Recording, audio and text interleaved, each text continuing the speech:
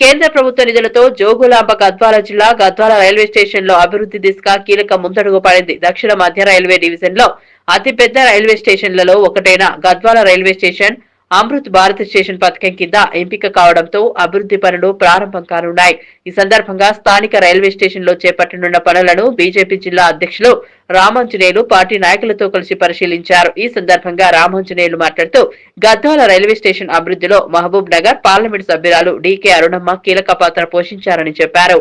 కేంద్ర రైల్వే మంత్రి అశ్విని వైష్ణవ్ ను కలిసి పెండింగ్ పనులు ప్రాజెక్టులపై వినతి పత్రం అందించారని తెలిపారు.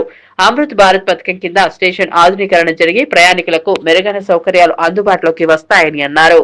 మోడీ గారి నాయకత్వంలో అభివృద్ధి ఆధునీకరణ జరుగుతుంది. మరి ఇంత పెద్ద ఎత్తున అభివృద్ధి చెందడం మన యొక్క గద్వాల పట్టణ ప్రజలకందరికీ చాలా సంతోషకరం.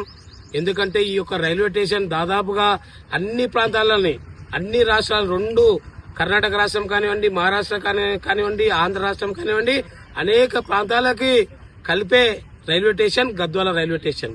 మరి అటువంటి రైల్వే స్టేషన్ ఈ రోజు జంక్షన్ కావడం జరిగింది. మరి ఈ జంక్షన్ ని పెద్దగా చేయాలనే ఒక ఆలోచనతోన అర్రమ్మ గారి యొక్క ఆధ్వర్యంలో ఈ రోజు నరేంద్ర మోడీ గారి నాయకత్వంలో ఈ రోజు ఈ యొక్క రైల్వే స్టేషన్ కి 17 కోట్లు రావడం జరిగింది. మరి ఈ రోజు 17 కోట్లతోన పెద్ద ఎత్తున అభివృద్ధి చెందుతుంది ఈ రైల్వే స్టేషన్.